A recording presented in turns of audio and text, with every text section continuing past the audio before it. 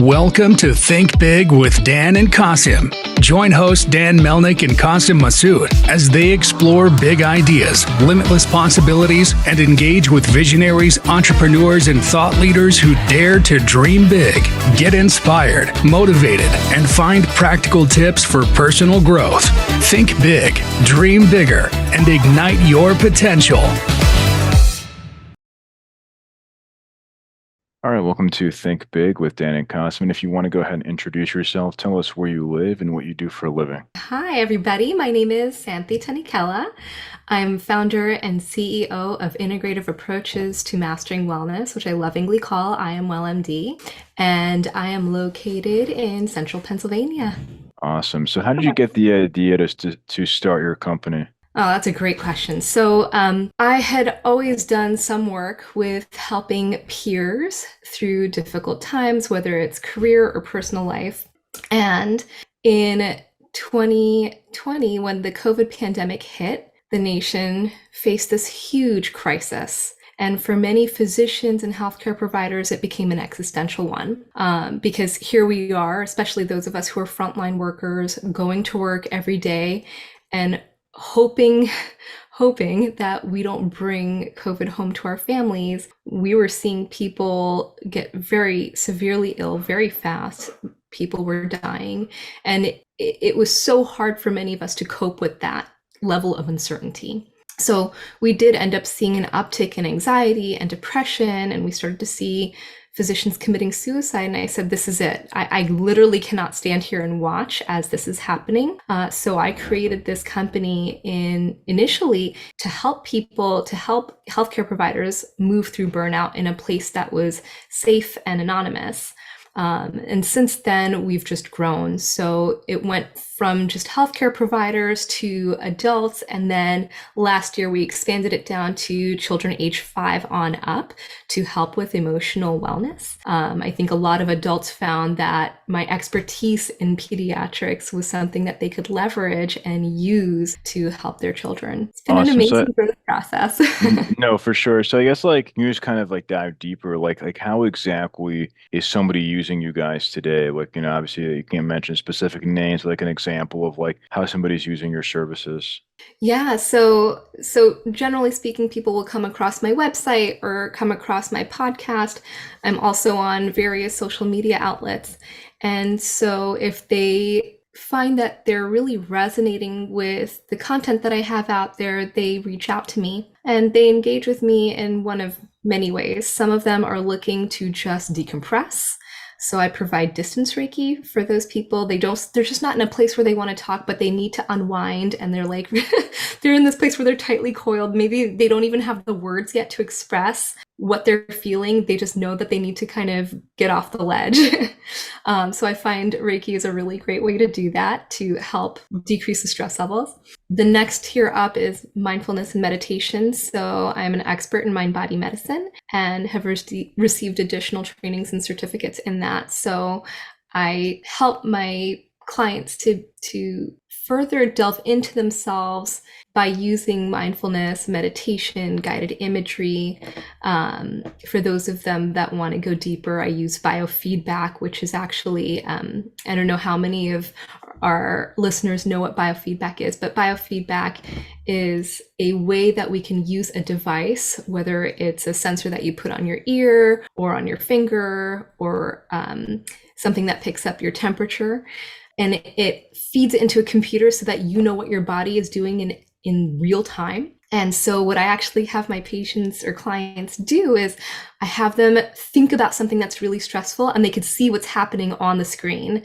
So they might see a waveform pattern. For instance, for me, I'm certified in heart rate variability biofeedback. And so what they'll see is this beat to beat variability, and it might be very erratic when they're anxious or worried or angry. And then when I teach them deep breathing and I paint scenarios for them where they would be more calm, they start to see this beautiful thing called coherence. So it's like this sine wave, this calm sine wave pop up on their screen, and they're like, oh, I did it, right? That's why it's called biofeedback, because you get that immediate visual biofeedback.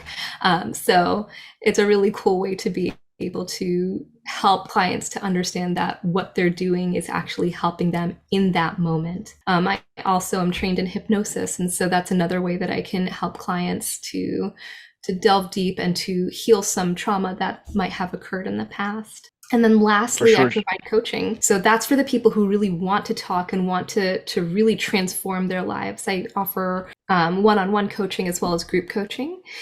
So for families or for individuals who are ready to do transformative work, that's I think where the money's really at. For sure. So I guess like in terms of scaling things up, like is your vision to, because you mentioned obviously like a lot of different things that you're doing, but is it more of like you hiring more people that are going to work with you to help, serve more of your clients? Or I guess like what is the vision for your organization? That's a great question, Dan. So right now it's just me. So I provide all of the services. And I think as the organization grows, we're going to be bringing on a chief financial officer and adding on coaches. And I think what we're going to see is we're going to have tiers of people, tiers of individuals, groups of individuals that come in. So it might be the healthcare workers, it might be just parents, it might be the children. And for that, coaches need varying levels of flexibility and understanding for those groups.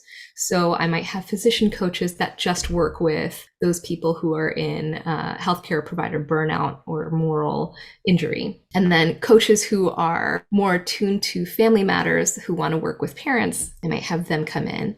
And then people who are trained in working with children, those are the folks that I would have working with the children.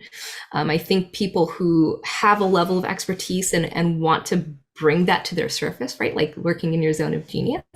I think that's going to be a really important piece there. What would you say is like the biggest challenge that you guys face today in the business? In the business of coaching or in the business of doctoring? Well, just like I said, I mean, like in your business specifically.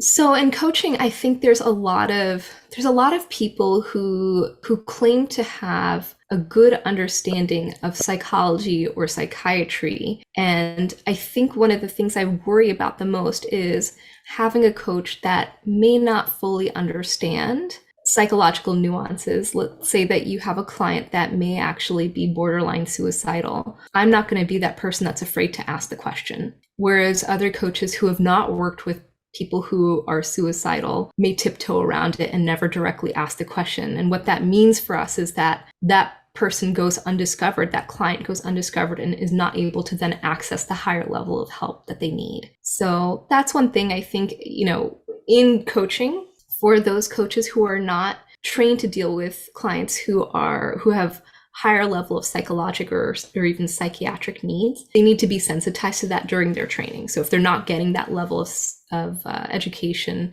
that might be where one of the downfalls is. For sure. So I guess like in terms of like you mentioned, I said you have your own podcast, you're focused on content. Like how do you go about getting in front of people? Is it just a strategy or have you run ads? Like what has worked for you so far? So getting myself out there, just putting myself out there and introducing myself as a pediatrician and a life coach. That's actually, I find, is a very unique combination, though there are more and more physicians becoming life coaches. Once I get myself out there and people start asking me questions, they start to understand how I can help them or how I can help their family. And I think that's the key. I don't think advertisements nowadays help as much simply because we're constantly bombarded with ads on social media. So which ones do you want to look at and which ones do you not want to look at, right? Like at some point or another, we get attention fatigue.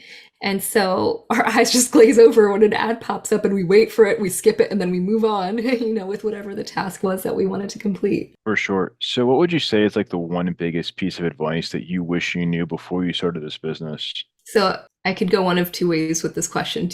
Are you speaking of business advice that I would give or personal advice? I guess both, like, things that you wish you knew, personal and business, before you got started with this coaching business. So from a personal standpoint, I wish I knew more about coaching when I was like 8. Like if I could rewrite my history and insert a coach at age 8, I can't imagine where I would be today.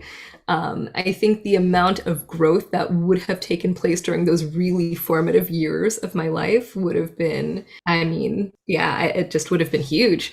So, and part of the reason is because, around that age is when we're starting to understand how people work. For instance, when you're a child, you think everything is black and white, it's good or bad. And as you start going through adolescence, there are layers to that now. Like there's this good person who did something bad. Does that make them a bad person? No, it makes them human, and humans come with faults. Humans are not perfect. So when we think that everybody's supposed to be perfect and they show up as less than that, most adolescents don't understand how to interpret that, and it puts them into a state where there's a high level of uncertainty. And that's where I start to see the model of the world start to break down for adolescents, right? And it happened to you, I'm sure. It happened to me for sure. It definitely happened to me during adolescence when I really started to understand the world in a different way. And it took several years for me to reformulate my understanding of the world in a way that worked for me, that allowed me to be a better person instead of just feeling skeptical of everything and fearful of everything and letting that hold me back. So from a personal standpoint, I think life coaching is for everyone. I think everyone needs a life coach, even if it's somebody that you listen to on a podcast and don't ever pay for. And I think just from the standpoint of personal growth, of bolstering yourself, of not being fearful, it's invaluable. When it comes to the business standpoint, a lot of the same things apply. I think people go into business and they're really scared to introduce themselves. They're scared to show themselves for who they are and what they're capable of. In other words, we hide because maybe we're shy, or maybe our self-esteem isn't as high as it could be. And so when that happens, when we don't own our greatness, it hides. It doesn't do anything for anybody. So how do we get out there and, cry out from the top of the mountains who we are, what we're capable of, and who we want to help? That is the goal of every business person. And what that looks like in actuality for each business is different. For sure. So if somebody watching this wanted to reach out to you, do you mind sharing your website or social media? I guess best ways to get in contact with you. Yeah. So my website is iamwellmd.com. So I-A as in apple, M as in Mary, W-E-L-L, M as in Mary, D as in doctor.com. I'm on Facebook. You can look up the handle iamwellmd. I'm also on Instagram, and that handle is a little bit different. It's iamwell_MD. And I'm also on YouTube. So the podcast, and you mentioned the podcast is called I Am Well MD. You guys, it's really easy to remember all this. It's pretty much the same all the way through. Awesome. Well, thank you so much for your time today. Yeah, I appreciate being here. Thank you so much for inviting me, Dan. Of course. Thanks. All right. Bye. Bye-bye.